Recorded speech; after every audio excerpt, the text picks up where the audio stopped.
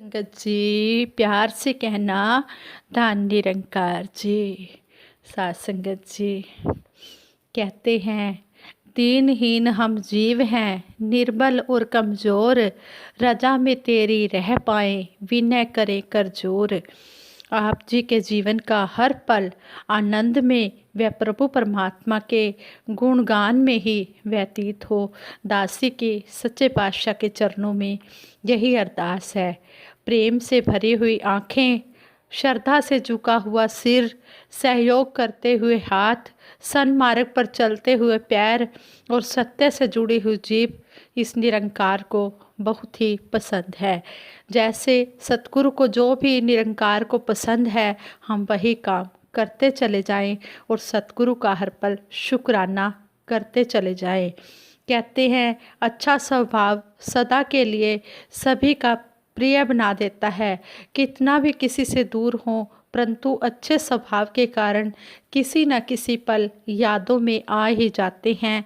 इसलिए स्वभाव भी मनुष्य की अपनी कमाई हुई एक बहुत बड़ी दौलत है। संपूर्ण अवतार बाणी में शहनशाह जी ने कहा है, गुरसिख गुरदी अख नाल वेखे, गुरु दे कान नाल सुनदा है, गुरसिख ज्ञान सरोवर विचों हीरे मोती चुनदा है।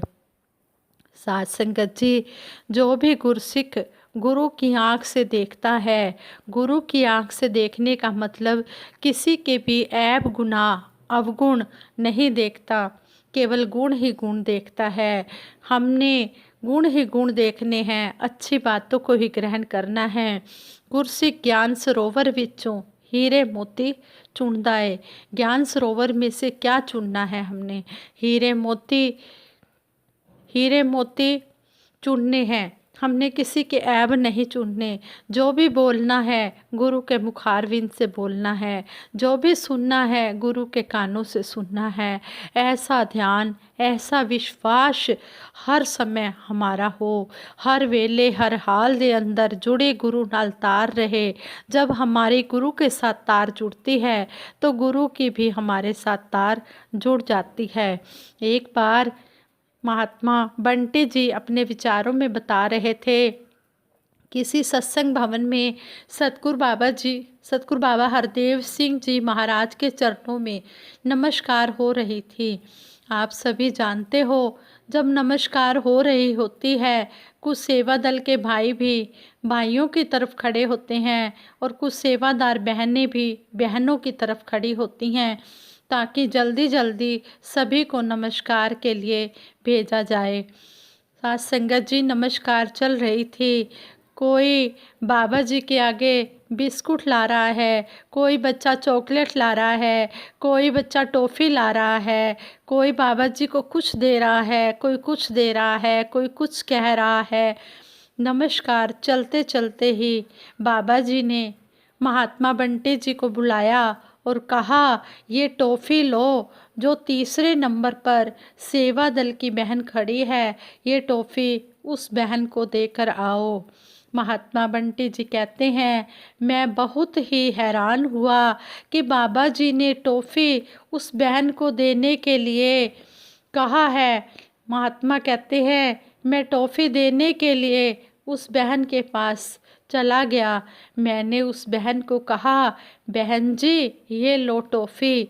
वो बहन बहुत ही हैरान हुई कि ये महात्मा मुझे टॉफ़ी क्यों दे रहे हैं।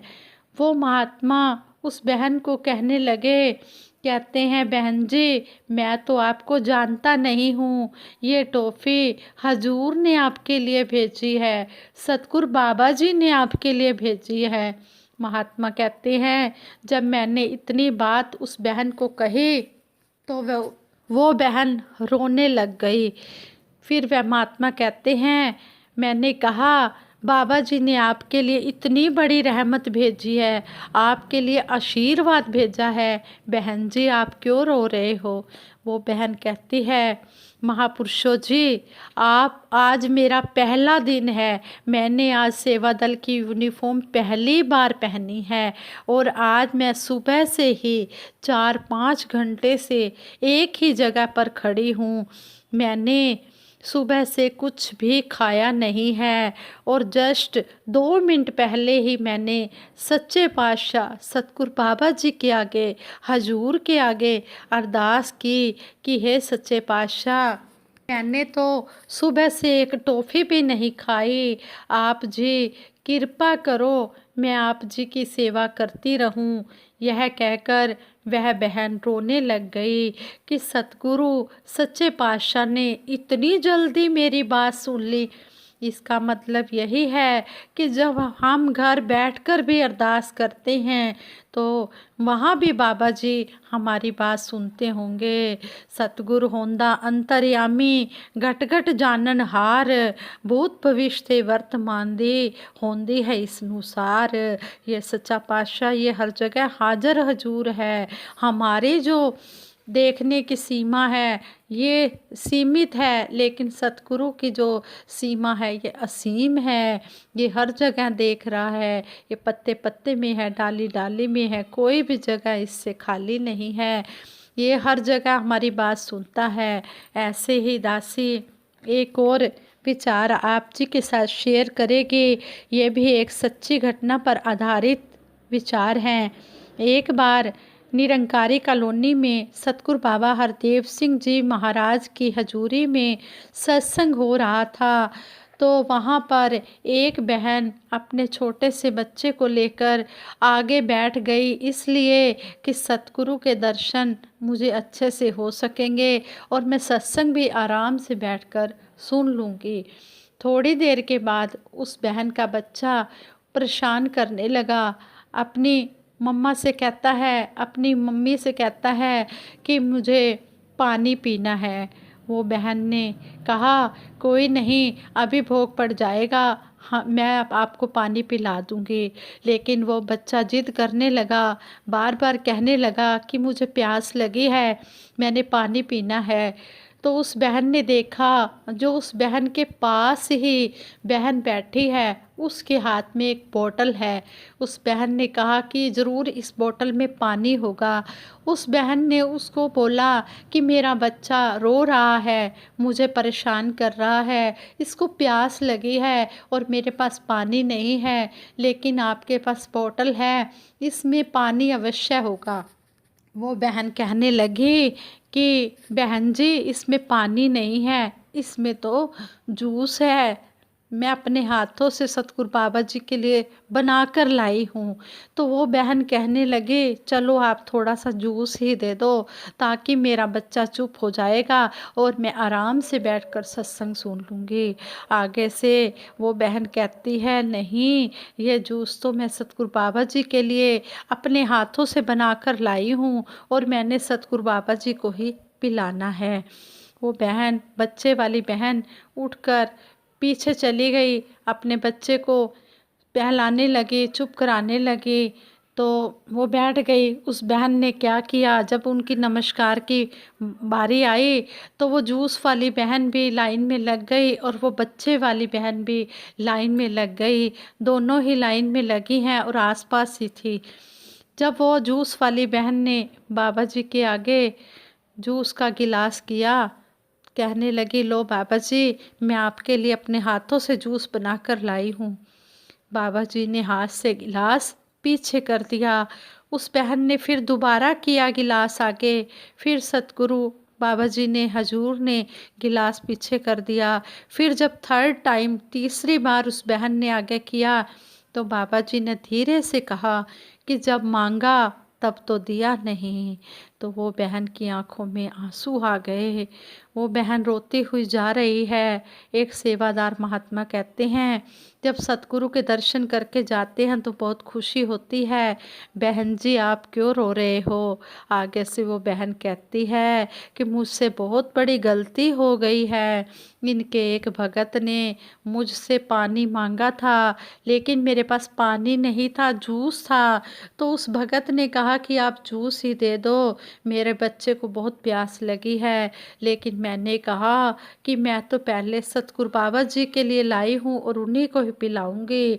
तो अब बाबा जी ने कहा कि जब मांगा तब तो दिया नहीं, अब मुझे प्यास नहीं है, अब मेरी इच्छा नहीं है। संगत जी, ऐसे अंतर्यामी सतगुरु बाबा जी हर एक घट में वास करते हैं। ये निरंकार सतगुरु माता सुदीक्षा जी महाराज के रूप में सतगुरु अब प्रकट है। ये हर एक घट में बैठे हैं।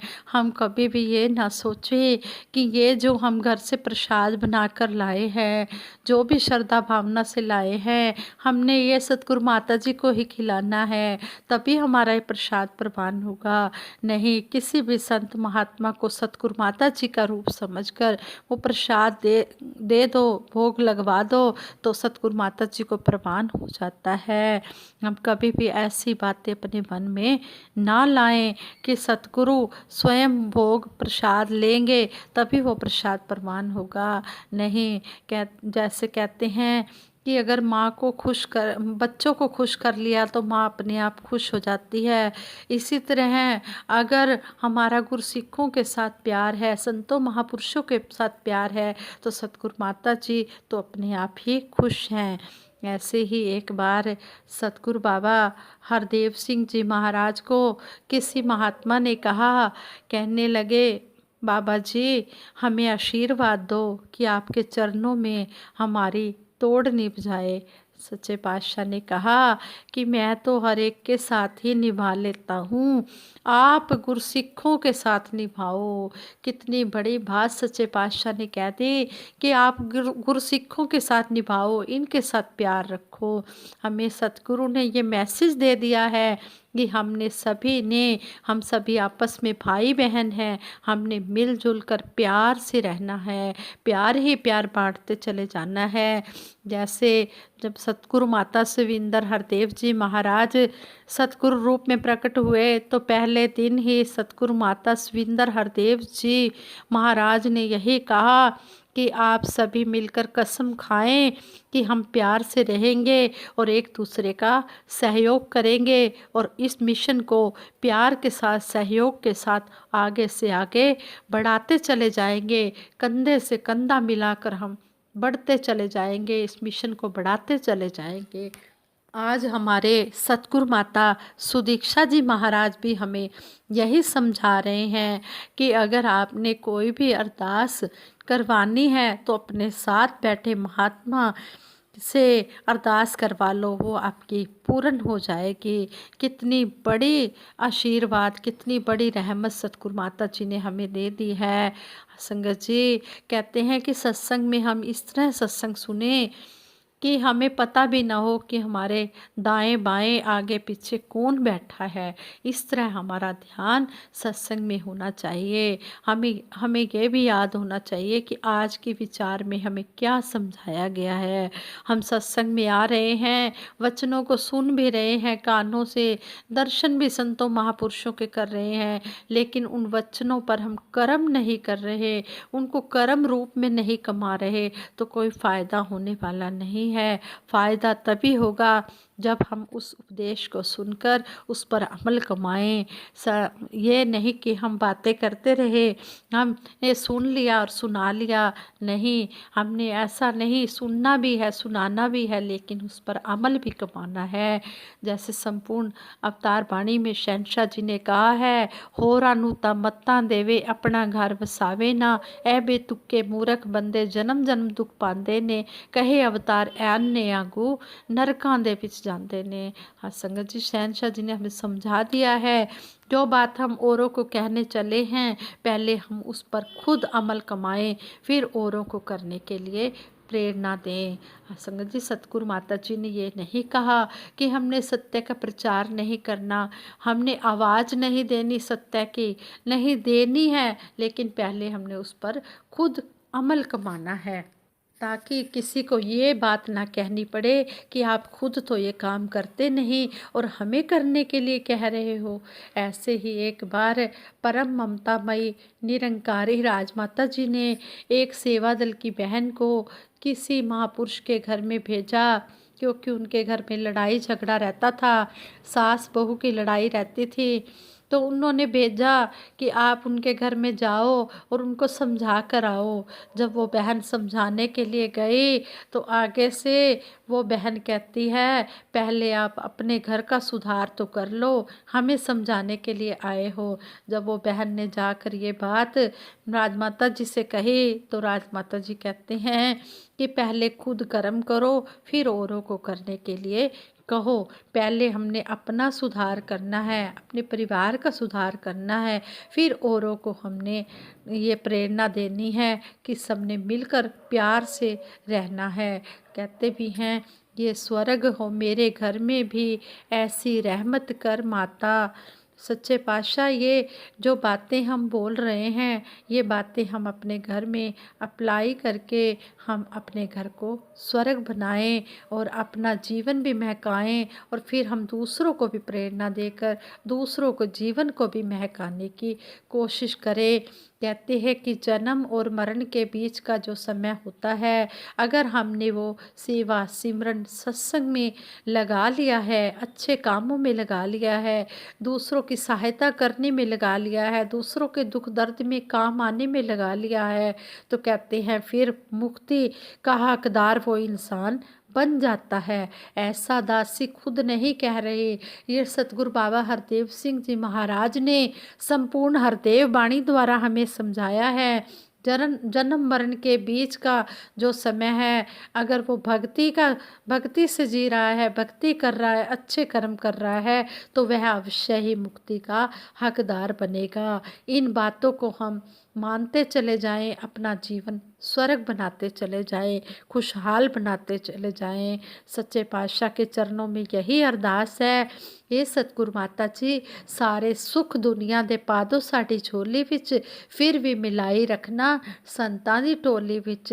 साध संगत जी, दासी पहले तो समझती थी कि सुख वो होते हैं जो दुनियावी चीज़ें मिल जाती हैं, वो सुख हैं। फिर नहीं, हमें सत्संग में पता लगा, महापुरुषों ने बताया कि राजमाता जी ने बताया है सुख कौन से, माता जी राजमाता जी ने कौन से सुख कहा है कि हमारी झोली में पा दो। प्रेम, नम्रता, विशालता, विनम्रता, सहनशीलता, ये गुण हमारी झोली में, प्रेमा भक्ति, ये गुण हमारी झोली में पा दो, और फिर इन गुणों को अपनाते हुए हम संतों महापुरुषों का संग करते चले जाएं। हाँ संगत जी, दासी इन्हीं शब्दों में दासी आप जी से विराम लेगी, आप जी से आशीर्वाद लेगी कि जो भी बोला गया है सच्चे पातशाह ये सही बोला गया हो, अगर कोई गलती हो गई हो तो क्षमा कर देना। दासी सिमरन कराएगी, सभी ने मिलकर साथ देना है। तू ही निरंकार मैं तेरी शरण हाँ, मैनू बख्श लो। तू ही निरंकार मैं तेरी शरण हाँ, मैनू बख्श लो। बोलिए सतगुरु माता सुदीक्षा सविंदर हरदेव जी महाराज की जय। निरंकारी राजमाता गुरु वचन अवतार की जय। साध संगत जी प्यार से कहना, धन निरंकार जी।